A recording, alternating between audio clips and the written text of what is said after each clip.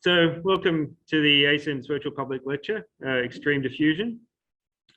Before proceeding, I want to acknowledge the traditional owners of the land on which I live and currently work, the Wurundjeri people of the Kulin Nation, who've been custodians of this land for thousands of years.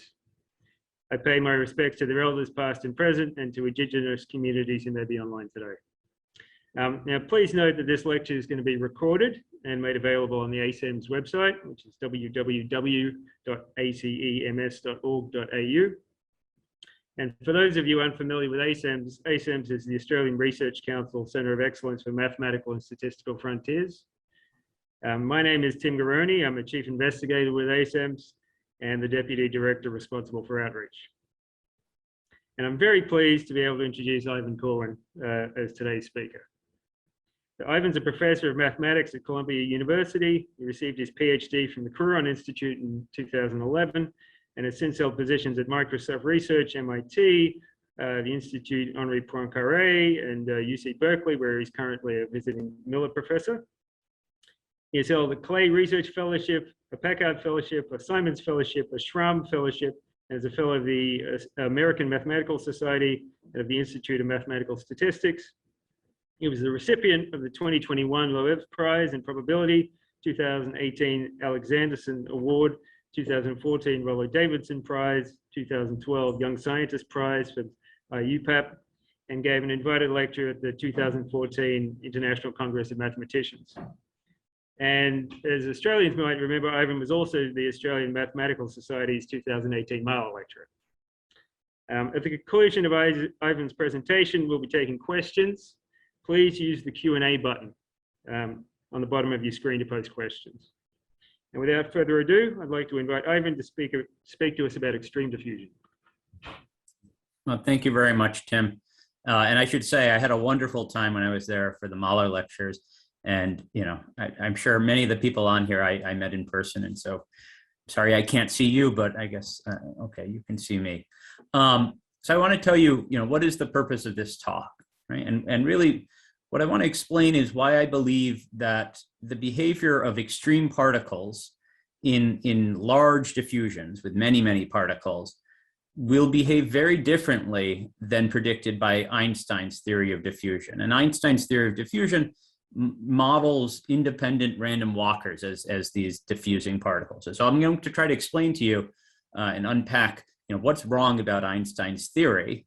And in short, what's wrong about it is that it forgets the notion that we're all in it together, that particles that are diffusing in the same environment, and you need to take into account that environment. And so it's that common environment that will change dramatically the behavior of extreme particles that move the furthest and the fastest.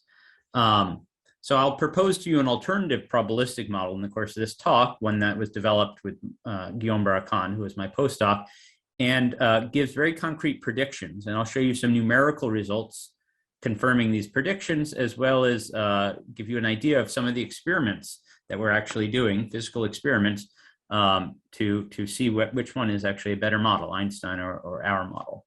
So, here's the real title slide, Extreme Diffusion.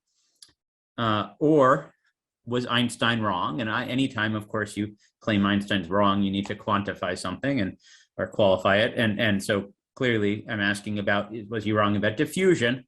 And generally the answer is no, but as we will see, when it comes to extreme diffusion, the answer is probably yes.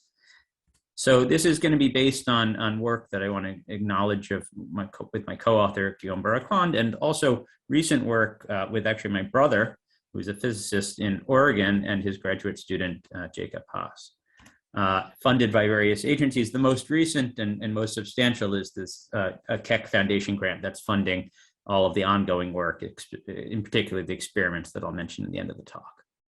Okay, so let's back up and back up maybe thousands of years. Diffusion is something that people have observed around us from time immemorial. The movement of pollen in water, the movement of dust in the air.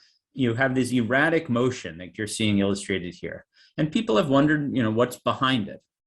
And for a long time, people assumed that diffusion was caused by inherent erratic motion of particles. In other words, in the same way that a drunk moves erratically because of something inside of them, the alcohol perhaps, so too would pollen or dust move erratically because it was living and decided to move that way. And that was really the belief until Robert Brown came into the picture. And Robert Brown, you may know, also was an explorer. There's a mountain in southern Australia named after him.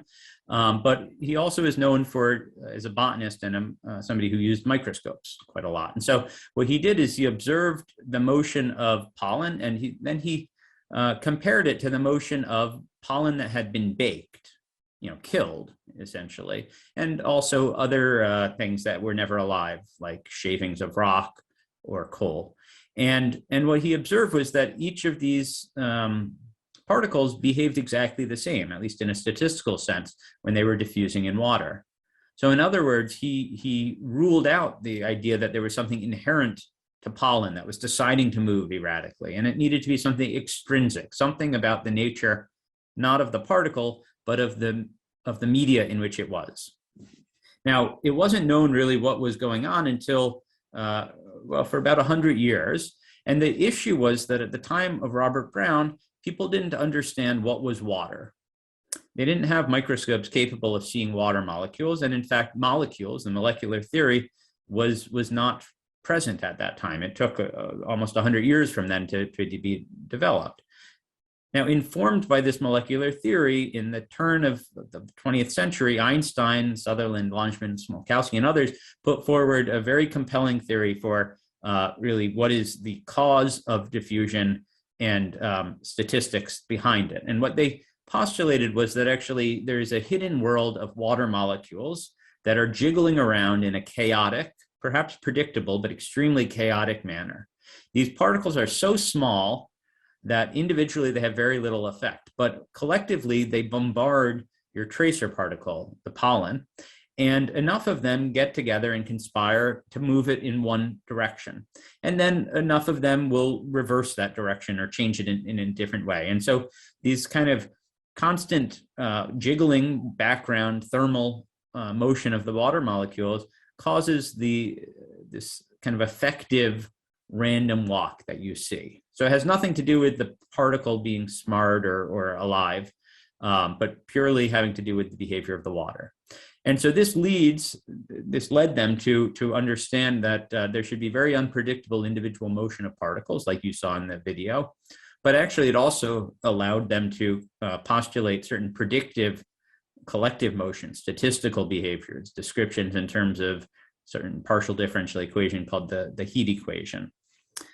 And so it didn't actually take very long after that for observations of this, more quantitative than those of Brown, to be made. And actually, Perrin was the first to do this, and he won a Nobel Prize for this, which was to observe the motion of a single particle diffusing in a media, like water or something of that sort. And what he showed was, in fact, the predictions of Einstein and others to be true, that if you look, and this is what's being shown in this green line, is if you look at the mean squared displacement, which is basically the variance as a function of time, there's a certain slope. And it doesn't look like it just because of the spacing of these axes, but this is a slope 1 curve in log-log coordinates. And so this agrees with the predictions of essentially a square root standard deviation.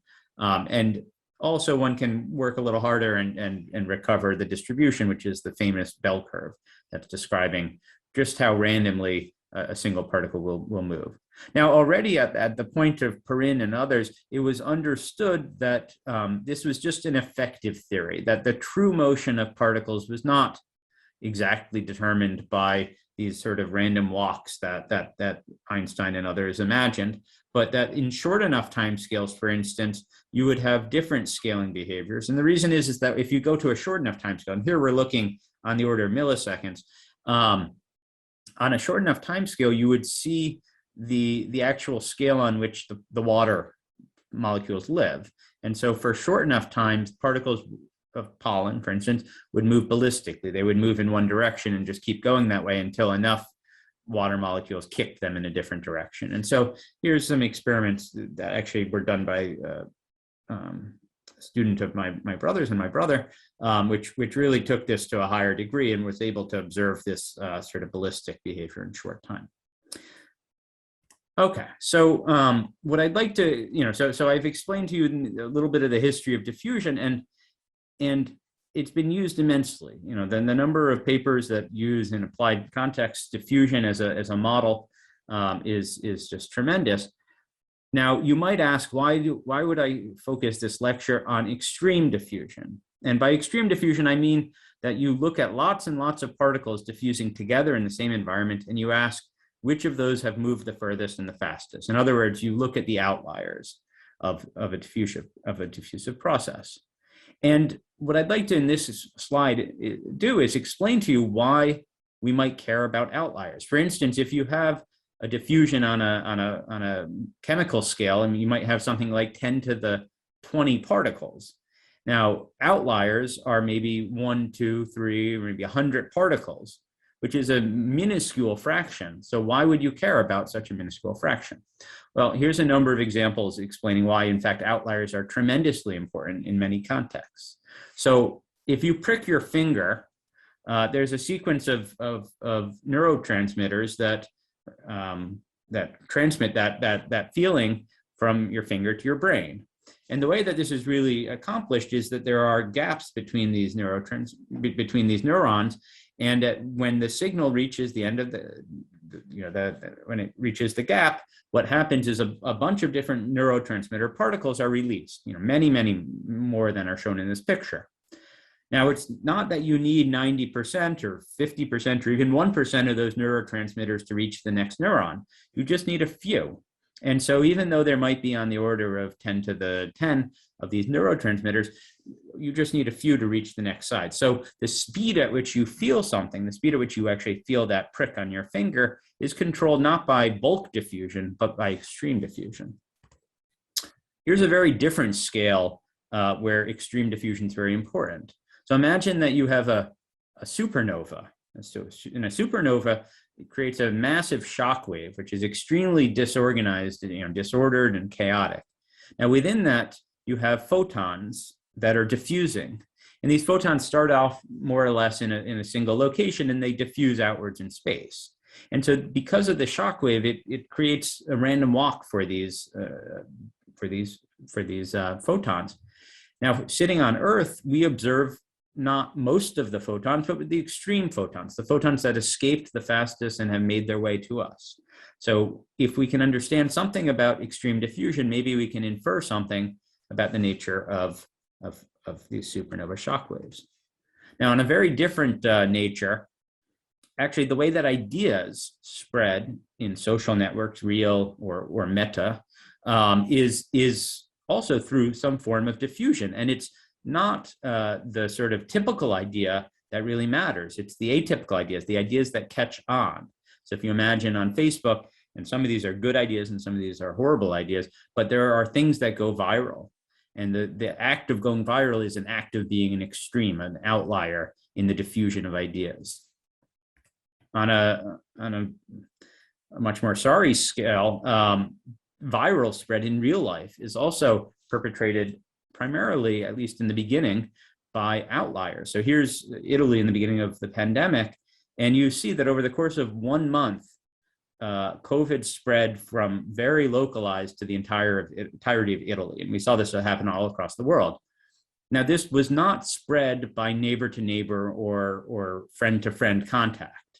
That would result in a much, much slower diffusion, a bulk diffusion of COVID. What actually happened was people got on buses and airplanes and trains, and they went far, and they spread it to large groups of people. So the outliers in the diffusion of people and the diffusion of disease are the ones who are really responsible for the initial growth and the speed of growth of COVID.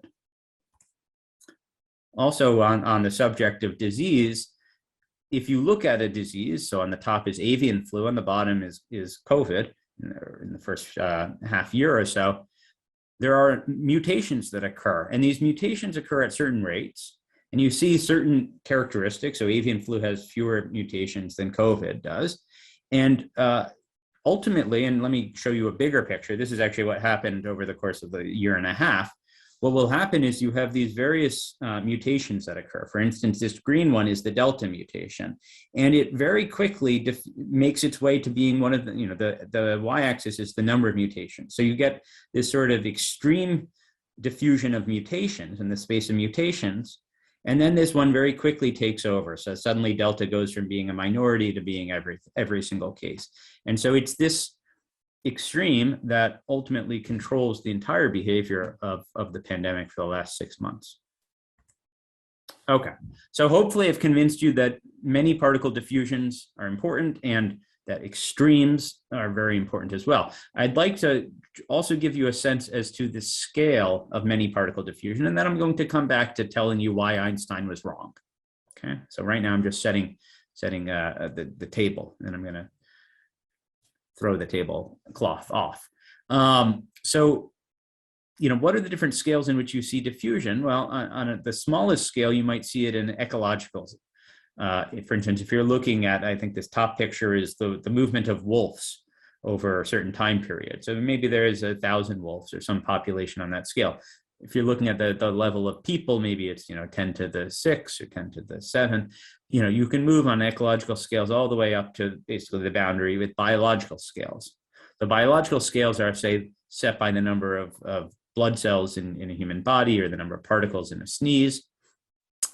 That moves all the way up to the scale set by Avogadro's number and a little bit beyond that, which is where chemical reactions occur and where you might imagine something like extreme diffusion setting the scale and the time speed for different reactions be catalyzed.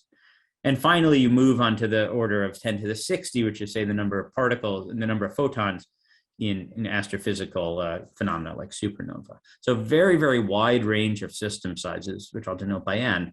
And we'd like to understand in each of these contexts and maybe throughout what might happen when we deal with large diffusions in their extreme behavior. Okay, so now that I've given some motivation for this study, I'd like to step backwards and remind you, tell you, what is Einstein's model for diffusion and where does it go wrong and how do we repair that? So Einstein presented the following very simple model, which he said that you have this particle and it's going to be starting off at this little asterisk, this x, and what you should model its motion as is just a simple random walk. So said in other words, it moves a little bit in one random direction, changes direction, and moves a little bit in that direction, and just keeps doing that independently with respect to time. And so this is the motion of a single particle. And what's going on is that even though there is this complicated background environment of water, it's just all of that randomness, all of that disorder is being pushed onto the motion of a particle, which is modeled as this random walk. Now, the next step is that Einstein assumes that if you have 2, 3, or 3 random walks, each one is independent of the other. So even if 3 of them all start proximate to each other, roughly at the same point, their trajectories are assumed to be independent of each other. In other words, there's no correlation in their motion. And this is actually where things go wrong. The assumption neglects the fact that there is a common background environment, that these are all in it together, that they're subject to the same environment. And so really, this is the simplifying and very, very grossly simplifying assumption that's made. Now, what is the model that we work with? I'll give you the sort of schematic, and then later I'll give you a very particular version of it. So the schematic is that you don't throw away everything about the environment. Okay, so we can't model the complexity of 10 to the 30 water molecules moving around and bouncing into the tracer particle we're interested in. So what we do instead is we model it as a random space-time random field. And so I draw these colors, and I'm sure you can't see it, but the colors correspond to different arrows. So blue might point in one direction, red in another direction, green in different directions with different magnitudes. And each of these little parcels corresponds to one of these colors and one of these sort of drifts. And so what will happen is the environment, this color field, will evolve over time and changes in a way that is short range correlated in both time and space. So the colors you're seeing over here are very unrelated to what you see over here. And if you evolve this in time a little bit, it would be very unrelated to the entire picture at a later time. And this is the model for the background. So it's a sort of statistical ansatz for the background. Now, relative to this, we run our random walks. And the idea is that the random walks move according to these biases. They don't move in a deterministic way according to them. There's still some additional randomness on top of it. So you kind of are pushed with a certain bias, but you still kind of move randomly around that. And now if I put two particles in the same environment, started from the same location at the same time, and I plot the trace of their trajectories, and remember the environment is changing over time. So I'm just showing you the traces superimposed on a particular time of the environment. What you'll see now is that the particles should stay together for a certain amount of time.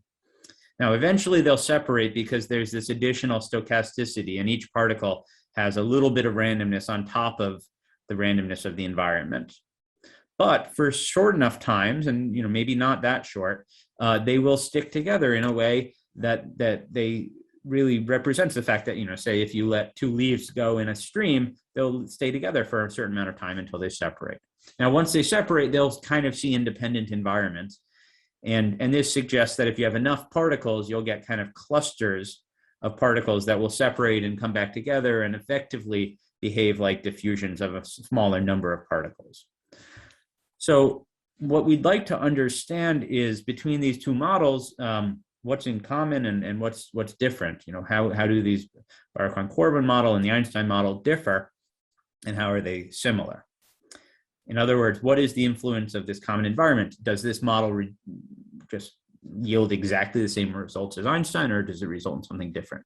And the first thing I should say is that if you look at the bulk behavior, so in other words, the behavior of 99% of the particles, the Prof Corwin model better reproduce the results of the Einstein model, because the results of the Einstein model have really been experimentally verified as very accurate to the behavior of large diffusive systems.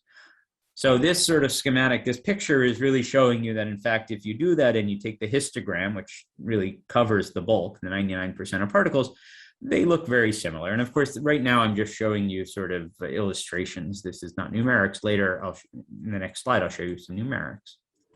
So here's actually numerics in one dimension. So this is a simple version of the model. I'll explain to you a little bit more about it later, but imagine that you have a space as the horizontal, and you have time in the vertical direction. And at time 0, I start a large number, say 10 to the 5 particles, all at position 0.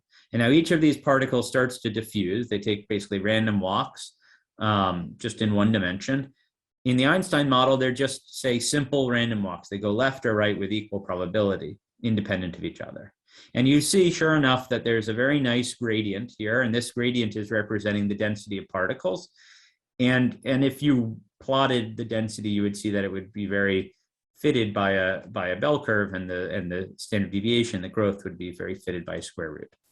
Now, on the other hand, if you look at the Prof Corwin model, or some version of it, you see a similar sort of picture. The gradient is a little bit rougher, but it still is kind of roughly the same gradient. And if you smudged it out a little bit, it would look quite similar.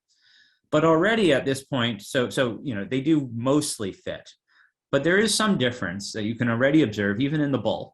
And it's that you see that there are these clusters, these sort of darker paths. And these represent paths where, for some reason, a lot of particles got rooted. And probably it was because the environment at that time liked to move particles all in the same direction. So if you were at roughly the same area at the same time, you got rooted in roughly the same manner. And so you have this sort of reduction to these clustered paths, which then more or less take random walks. The other thing to emphasize is that if I repeated this experiment, so in other words, I just chose another 10 to the 50 or 10 to the 5 particles, and I choose a new environment, in the case of the Prof Corwin model, the picture on the Einstein model would look the same. Statistically, it wouldn't really change at all. In the Prof Corwin model, you would see a similar picture, but with different locations for these sort of clustered paths. So there's a little bit of sample-to-sample variation, even at the level of the bulk behavior.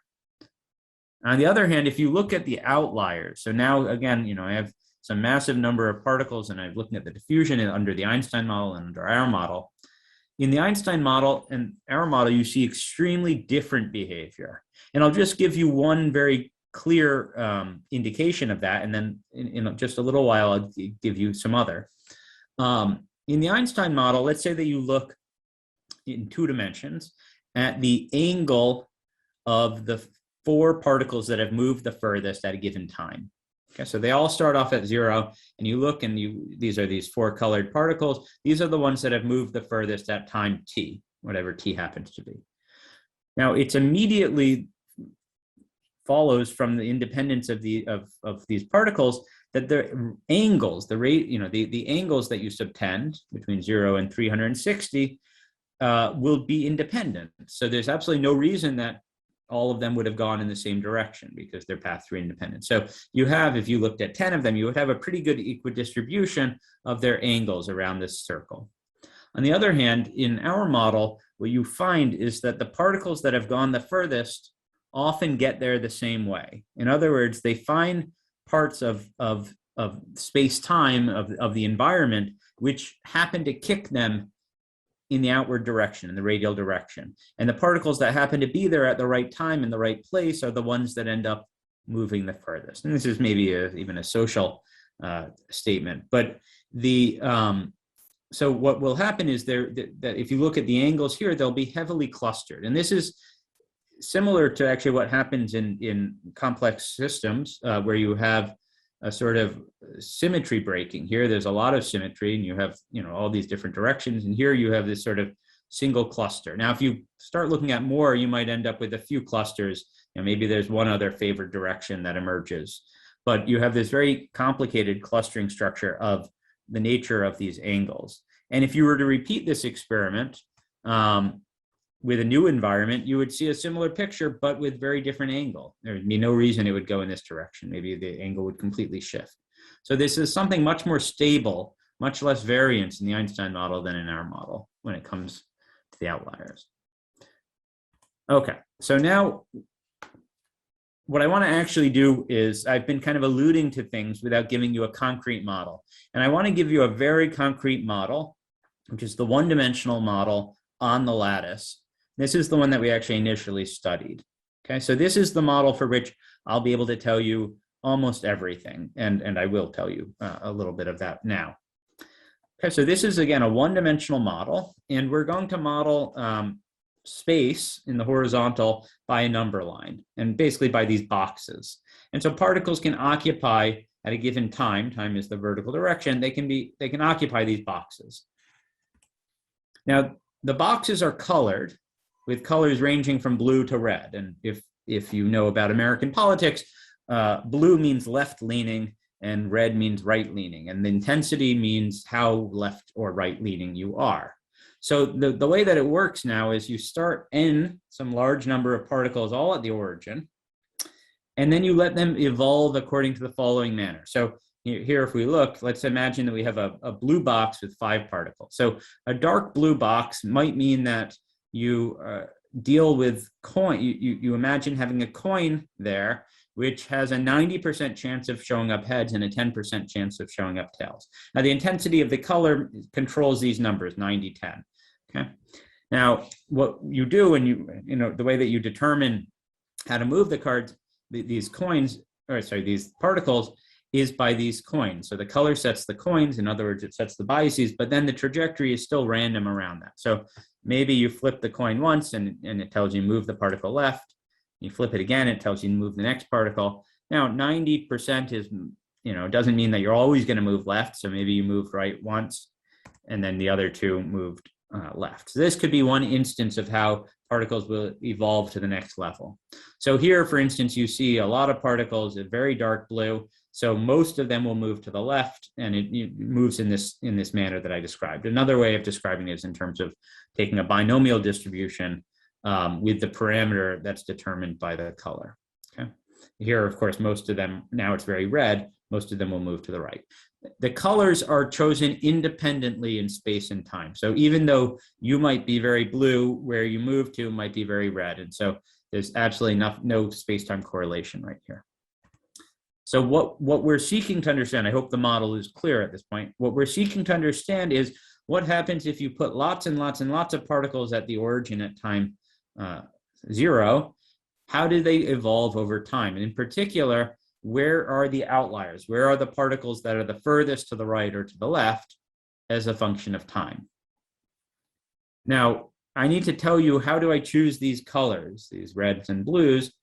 And the way that we do it is we choose it according to what's called a beta distribution. So this is a 2-parameter distribution in probability. For simplicity, I'll assume that the 2 parameters alpha and beta are equal. And then there's just 1 parameter. And this spans kind of a whole host of different types of situations. If alpha and beta are equal to 1, this corresponds to a uniform distribution. So this is the simplest case of the beta distribution is a uniform distribution, which is basically what's being shown in this picture. You just choose colors uniformly on the spectrum at each location. As alpha and beta descend to 0, you get a heavily partisan environment where with very, very high probability, you either are extremely blue or extremely red, and you're about 50-50 between the two. Now, this is somehow a degenerate limit, because what will happen is you'll have entirely blue squares and all the particles will move in one direction there. And then you might have an entirely red and all the particles would move. And so even if you have 1 trillion particles, they'll all move like they were just one single big particle. So somehow this limit to 0 becomes the Einstein model with n equals effectively 1. The other limit as alpha and beta goes to infinity for this beta distribution concentrates in the opposite direction around 1/2.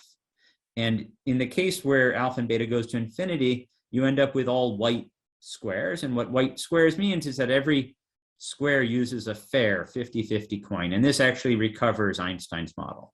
So somehow the Prof Corwin model interpolates between Einstein's model for general n and n equals 1 in a very non-trivial manner.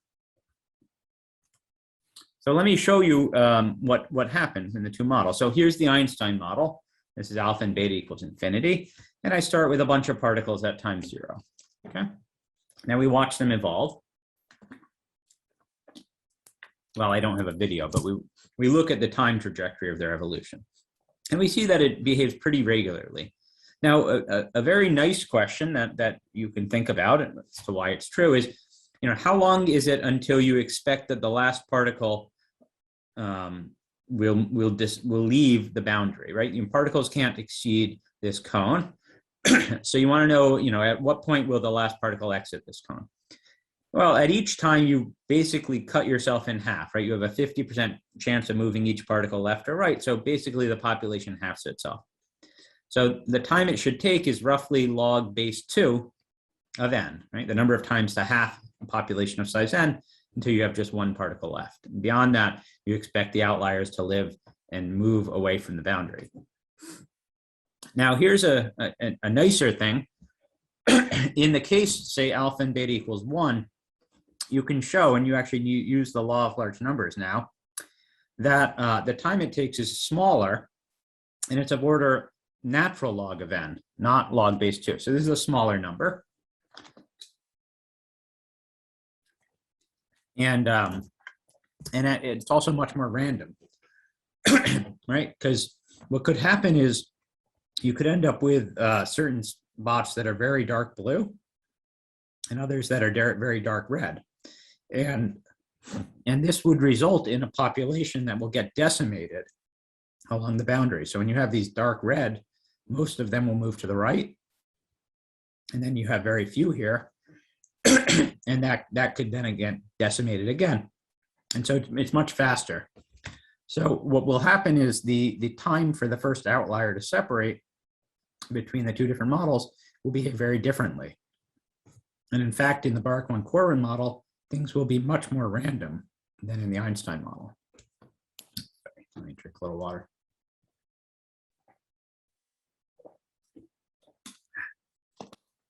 Okay.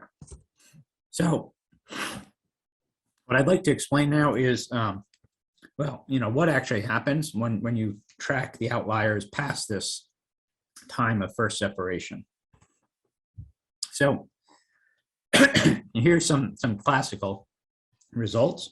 So if alpha and beta is infinity, which is the Einstein model for a large number of particles, here's n to the 50. First of all, what I'm going to do is I'm going to plot the variance of the location of the outlier. Now, for any time that's less than log base 2 of n, of 10 to the 50, there will be no variance because the outlier will be on the boundary. So if I look at it, there will be very little randomness in the location of the outlier. You basically know where it's going to be. It will be right along the boundary. Now, from that point on, you can use basic extreme value theory to show that the variance of the location of the outlier grows in log coordinates. In other words, with the power law with slope 1. So this is what happens. This is basically conforming to Einstein's theory. So this curve is Einstein's theory. Okay. Now, this is, of course, the theory. And so if you do numerics, if you actually take 10 to the 50 particles and you repeat this experiment lots of times and you look at the variance of the location of the outlier, you see a very good fit to that. This is what this red curve is. Now, in the other extreme, alpha and beta equals 0, this is the case where the Corwin model reduces to the n equals 1, so it doesn't actually depend on n model, and which is the model of this sticky diffusion where all the particles stick together. And so in that case, you're just looking at the variance of a single random walk in one dimension, which again grows with a slope of 1 in log coordinates. In other words, a power law of 1. But it starts off at time 1, right? Because there's only one particle in this case. So somehow you expect the Corwin model to live in between. Now, it's not clear a priori how that works. Okay, so here's another simulation. So here, what's being shown in purple is if I take the uniform case, alpha and beta equal 1, so I choose this, if I kind of go back to my picture, I choose exactly what you're seeing in this right picture. And I look at, as a function of time, the location of the rightmost particle, or the leftmost particle. And I do that on Monday, and then I choose a new environment, and I do that on Tuesday, and I keep refreshing the environment and running and looking at the variance of the location of the outliers for lots of particles. And this curve that I see, which looks really different than both of these two curves, certainly it's not a linear power, it's not a simple linear power law. It's not, it has a few different phase transitions maybe in the power laws. This is describing the growth of the variance as a function of time. And again, this is for n to the 10 to the 50 particles. And we also see that it takes off a little earlier, which was in agreement with what I was explaining before. And you can do this for different values of alpha. So this is as alpha and beta tends towards 0. And you see that each one of these curves kind of progressively moves towards the alpha and beta equals 0 curve. And in the other direction, you have kind of a movement in the other direction. And so the question we'd like to understand is, what are these curves? And, how sensitive are they to changing n? Is there some way of collapsing them all on top of each other? Again, let me remind you, what is it that I'm plotting here is the location of the outlier, which is some random quantity I look at for, a system of 10 to the 50 particles. I put that number down and I choose a new environment, a new sample. I run 10 to the 50 particles there. I see the location of the outlier. I build up a histogram, and this is recording the variance of that histogram as a function of the time that I let the system evolve for. So if I let it only evolve for 10 to the 1 time, nothing much happens in these cases. But if I let it go very long, then something will happen. And the time scale is really set by the time at which this starts to occur, which is of order log n. Okay, so what you'd really like is a sort of theory that works for all n and that collapses everything. So here, this is going back to the Einstein model, alpha and beta equals infinity. You see that if I plot for values of n between 10 to the 50 and 10 to the 300, you have these sort of disparity of the times at which you separate, and then you have these linear things. And obviously, in order to collapse these all onto one curve, you ought to scale, for a given curve, you ought to scale the x-axis, the time axis, by log n, which would collapse the point of where you depart all onto each other. And so that's what you do. and you see a very nice collapse. And this is matching exactly with Einstein's theory. So this is the Einstein model, so it should. But here you see the numerics really match. Now, for the Corwin model, again, with the uniform distribution alpha beta equals 1, we have all these curves that are, again, separated in their time variable here. And again, by scaling time by log n, they all collapse onto a same sort of universal curve. And actually, there's also some non-trivial scaling of the variance that needs to go on in order for this collapse to occur. So you kind of see in these numerics that there's some sort of universal curve that's not a straight line, but something more interesting that's arising to describe these outliers. So here is the, those are numerics, and I want to show you really what the theory is, and I'm not going to give you equations for these curves. They're not terribly complicated, but at least let me give you the idea of what the theory is saying, and then I'll give you just one more thing of numerics. So on the x-axis is time, and and time really you should think of as set by two scales: log n, where n is the system size, and log n squared. And I'll tell you where this log n squared comes in a moment. Anything less than time log n is a time of high density. It's short time. In other words, the particles at the boundary are so dense with each other that they basically saturate the discrete, here I'm dealing with the discrete model, they saturate the model. So there's some discrete effects that are kicking in here. So in fact, there's no variance in the outlier distribution because you saturate the entire cone. Now, from time log n on, and actually these two curves should really be separated, the orange one should start a little earlier. From time log n on, you have very different behavior. The Einstein model, the variance of the outlier, or really, I guess the standard deviation here, grows linearly, the variance linearly in time with an exponent of 1, and here the standard deviation, the width, is like square root of that, so time to the 1/2. The Corwin model very, very quickly increases from absolutely no variance to massive variance, and this is because of the larger variance in where that separation occurs, for instance. And so you very quickly rise up to having a variance of order log n to the 1/3, whereas Einstein is just kind of linear away from there. So it doesn't reach that until a much later time. And then there's a sort of characteristic shape, which is kind of a curved part, and then it flattens out. And when it flattens out for a long time, you have a growth which has an exponent of 1/4, so it doesn't quite pace with this 1/2. And the time at which these coalesce will be of order log n squared. And after that, what will happen in the picture is that the outliers will have become so far apart that they won't even know that they're in the same environment. And so once the Corwin model, once the particles are so low density, then it will basically just behave like the Einstein model. So there'll be a very large region between log n and log n squared of systems and its system size, where the two behaviors are very, very different. And not only are they different in terms of their scaling, but they're also different in terms of the type of distributions that arise. So remarkably, you get what are called the Tracy-Whittem distribution or the KPC distributions arising in our model. And in the classical model, you get the classical Gumbel distribution from extreme value theory. Okay, so this is the sort of theory that's, that we put forward. And let me just tell you how well this fits with numerics. So here I take system size of n to the 100, and you could argue that's pretty big, but we have the same sort of experiments going to much smaller system sizes, and it still fits pretty well. Here's the theoretical curve, the solid lines. The Einstein model is this solid line. The green one is the Corwin model, and these are the numerics. So you see very good fit with the Einstein model, just linear.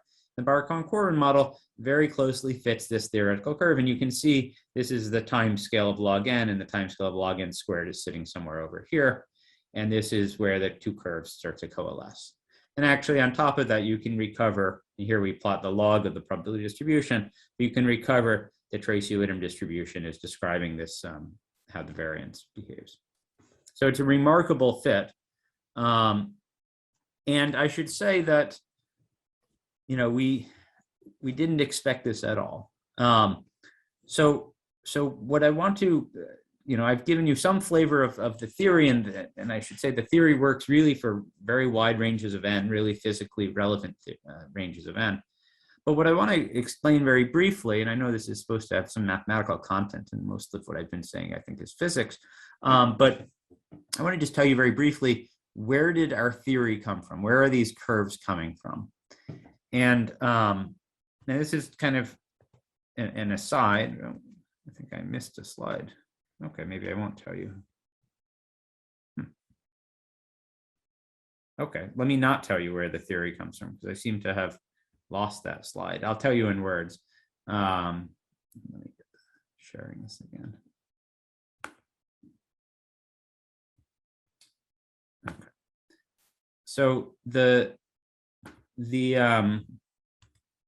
theory really is based off of a regime of study called interval probability.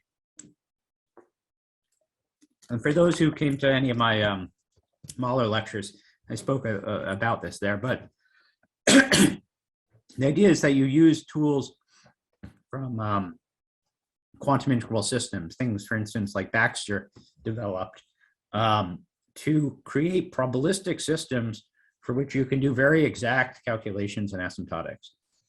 Now, the systems you get are structural. They come out of certain structures, and you don't necessarily know what system you'll get until you get it. So actually, the story went that we were studying some other types of systems, and this model just popped out, and we realized, well, this is a beautiful model, and we realized that we could show something that was remarkable. And that's how we came to think about this. And so once we started thinking about it, we understood some of the behaviors, and we started probing deeper. Yeah, so this always is a nod to the power of structure and allowing structure to lead you in new directions. Speaking of new directions, so so far I've explained to you, that our theory really deals with outlier distribution variances as a function of time. But if you think about real life, most of the examples that I gave you, you don't care about where the outlier is at a given time, but you rather care about the time at which the outliers reach a given location, right? And say neurotransmitters or disease spread, you could have things that move in and out, but you really care about the first passage. So, one important theoretical direction that we're starting to probe is the distribution of first passage time. So as a function of where you put your finish line. So if you have a lot of particles diffusing, you put a finish line at one location, how long does it take until you first hit it? And of course, somehow the outlier width distribution should be a proxy. You expect that the outliers will kind of keep moving outwards, but you could have instances where you have an outlier who kind of makes a very fast advance and then moves backwards, and so that the distribution at a later time really wouldn't recover that. So there's some interesting theoretical questions about how do you go between these two measures of extreme diffusion. Another very important direction, many things we encounter are not one-dimensional. So to probe and develop the theory, the curves, the scalings, all of this sort of understanding in higher dimensions. So for instance, in 2 dimensions, you might split yourself evenly among 4 neighbors, or not evenly, according to your color, and look at the outliers. Now, of course, here there are some discrete lattice issues that make it a little bit more complicated if you look at radius and things of that. So you might also want to move to off-lattice models, so more general spatiotemporal models, like the one that I really initially started by illustrating, where you have these sort of different parcels with all these different colors that are changing in time and have some sort of, maybe according to a Poisson point Voronoi tessellation, or some more general class of models where you have random walks coupled together. Now, the remarkable thing is that we expect a high degree of universality. If you have a particular dimension, the microscopic nature of the environment of the model really shouldn't have too much impact. And we'd like to verify this.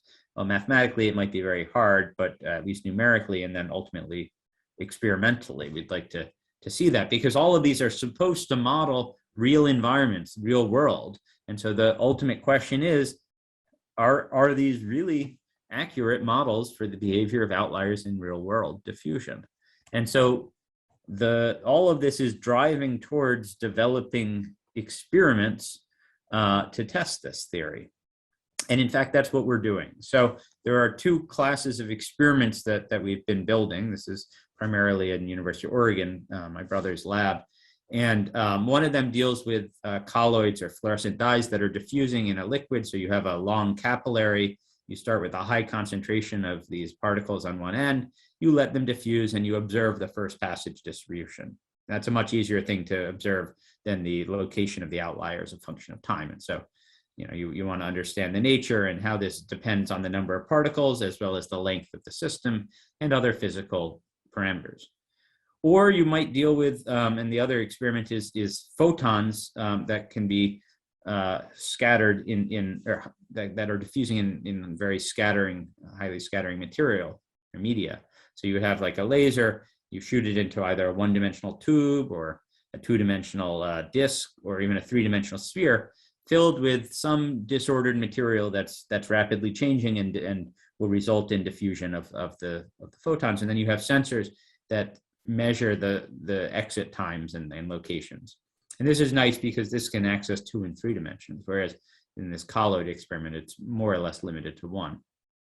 Now, a very important thing that we will do in these experiments is study different differential measurements. And what I mean by this is that, Einstein's theory tells us that there might be very different liquids that have the same diffusion coefficient. And what that means is that the bulk diffusion, the 99% of particles diffusing in that environment will behave the same if they have the same diffusion coefficient.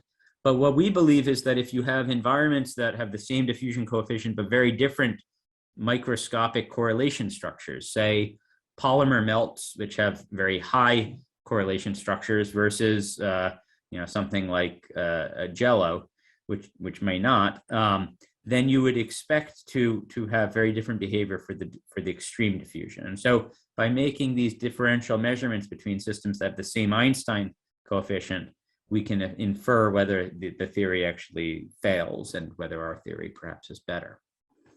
So let me just kind of draw this to a close. I want to tell you kind of the long-term goals of this investigation. I think one that will take us in many interesting directions. So, as I was alluding to, Einstein's theory is really parameterized by something called the Einstein diffusion coefficient. And you have here, a table of kind of classical diffusions between, different pairs of particles and the media in which they're diffusing. And that really captures everything.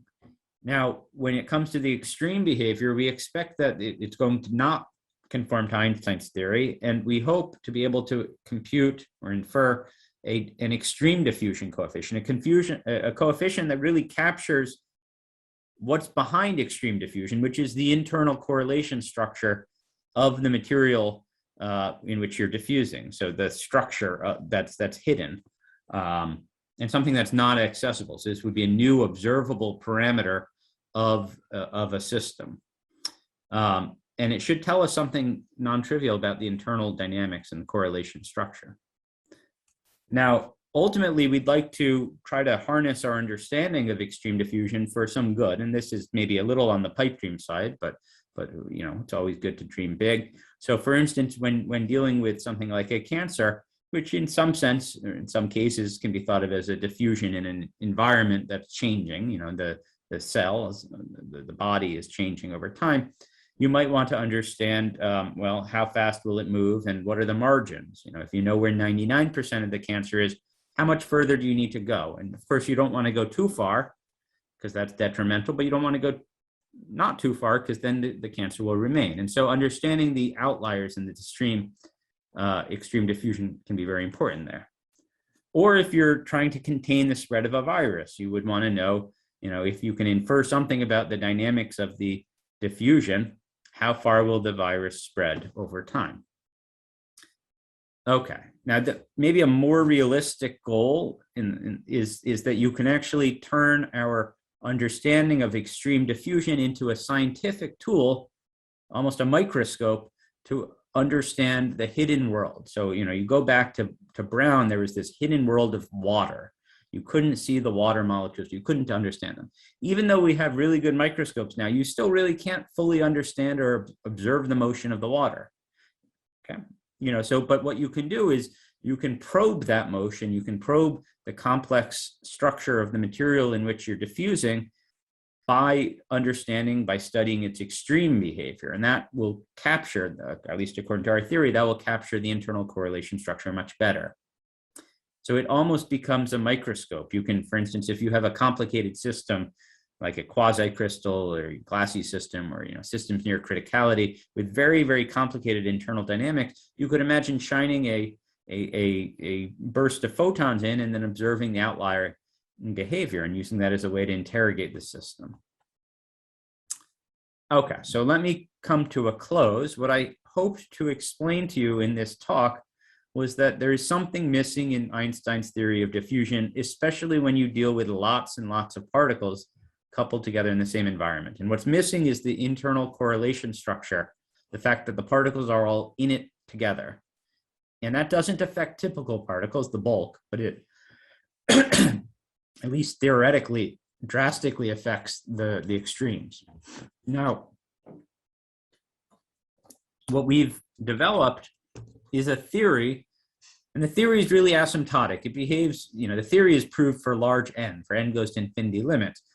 What we've shown in our numerics is that these theoretical results actually hold down to physical scales for n, very, relatively small scales for n, and actually fits together very nicely to really provide a complete theory of extreme diffusion, at least at the level of outlier location, how much they vary. Now, what is left to be done? Well, there are many things, but the biggest is to create the experiments and to actually test whether our theory or Einstein's theory is more accurate in describing the real world when it comes to extreme diffusion. And that's something I'll need to report to you a little bit later as we develop these tests and these experiments further. Okay, well, thank you very much for your time, and I'm happy to take any questions at this point. Okay, thanks very much, Ivan. There's a bunch of us here in Melbourne, so let's give Ivan a round of applause from here at least. Okay, and just as a reminder for those watching, if you have questions, please put them in the Q&A down the bottom. But we already have a few in here, so how about we try and run through them. So maybe it makes sense if I read them out, Ivan, and then you respond. Okay, so that is not a question. Just wanted to say these examples of extreme diffusion applications are awesome. There you go, you have a fan. Yeah, it says he has no idea of the applications, but I think you gave some, which is quite interesting. Is this limitation, lack of interaction, analogous to the mere, I guess that's mean field assumption in statistical models, or perhaps the same thing under a different name? That's a nice question. This idea of independence that's present in Einstein.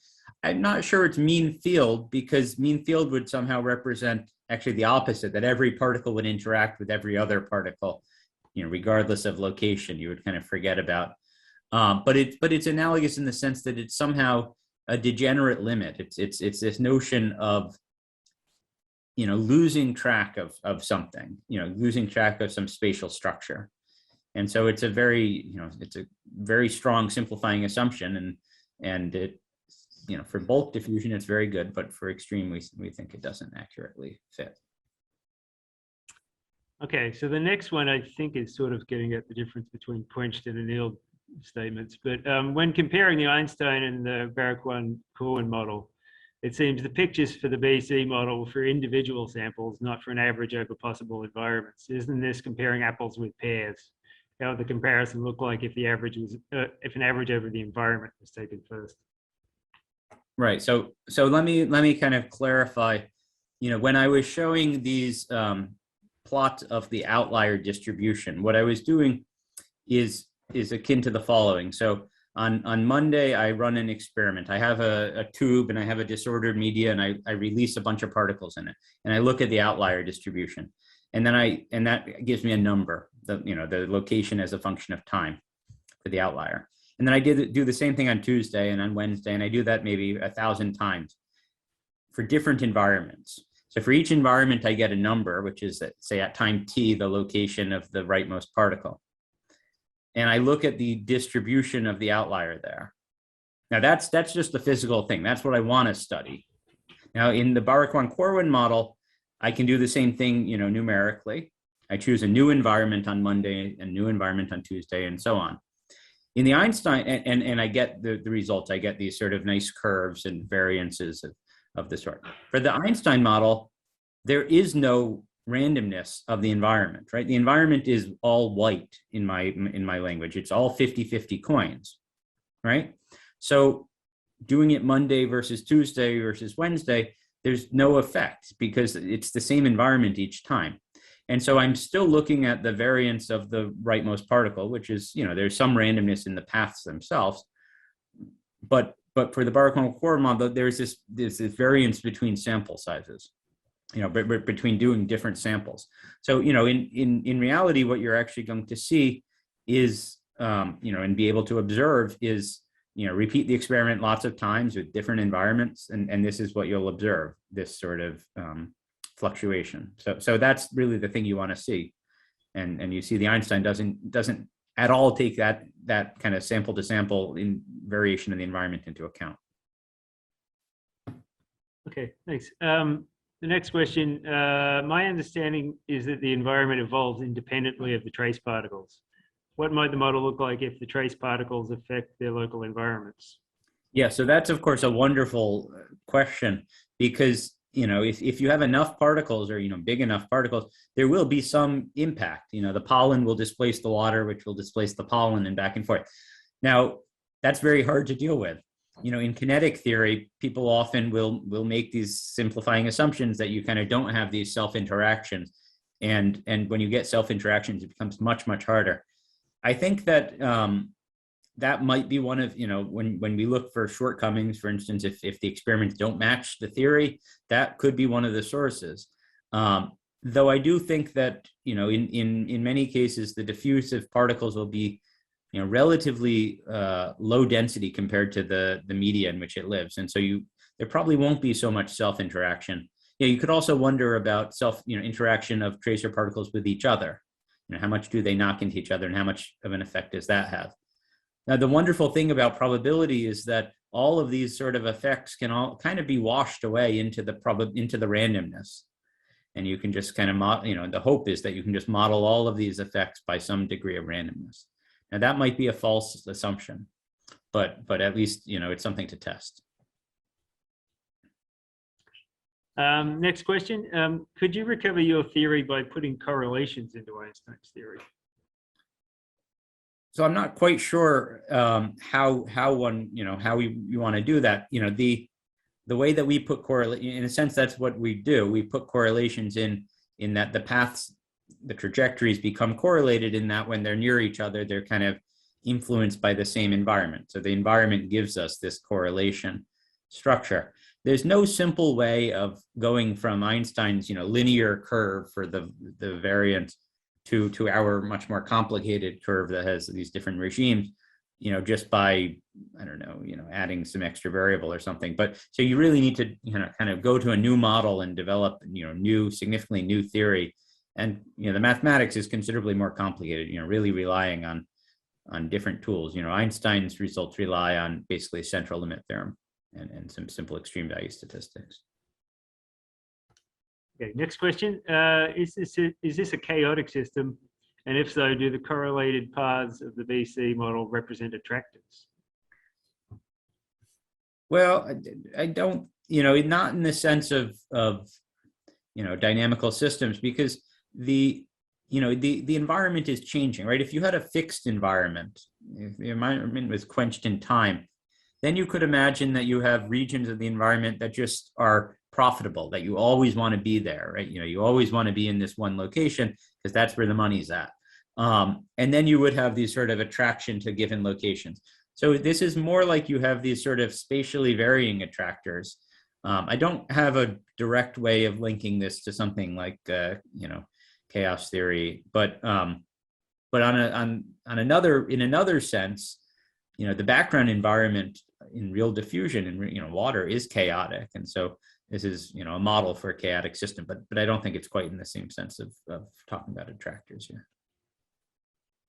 So I think the next question is, a little bit related to the environment question before, but maybe I'll let you respond anyway. So the particles in your model appear to be assumed to be quite different in state and number from the background. But the table of Einstein diffusion coefficients appeared to be for two substances that were very similar in nature. Have you considered the generalization of your model to the case where the two substances similarly affect each other's motion? Yeah, so that's a good question, right? I'll tell you how I interpret it. So, the Einstein diffusion coefficient is an observed quantity, right? Maybe if you have a very good theoretical understanding of a part of a system, but it's an observed quantity, and it depends on the pair, the particle and the media, and there is some non-trivial interaction that sets that quantity. And it's not, from first principles, it's not such an easy thing to infer without some observations. So I think that what's happening in our situation is going to be similar. It's that, for a given system size, there'll be a sort of extreme coefficient or some sort of extreme diffusion theory, and it will be set by the pair, the particle and the media. And there will be a non-trivial, certain particles will interact with the media in a slightly different way and, create different correlation structures. This is not present so clearly in the background model that I've given, this Prof Corwin model. But I think that, in reality, you'll have somehow that there will be an effective random environment, and that the nature of that random environment will depend a little bit on the nature of the particle that's moving in it and how affected it is by that environment. So I think maybe we've got time for one more. Any thoughts on how this would compare to Maxwell-Stefan diffusion for multi-component systems? I'm sorry, no, I haven't thought about that at all. I'd be interested in, I'd say I don't see where that question is, but I'd be interested in knowing more about the thoughts of how that might match, though. But no, I don't have an answer for that. Okay, I guess given the time, we should probably draw a close. But thanks again very much, Ivan. That was a wonderful talk. Thank you.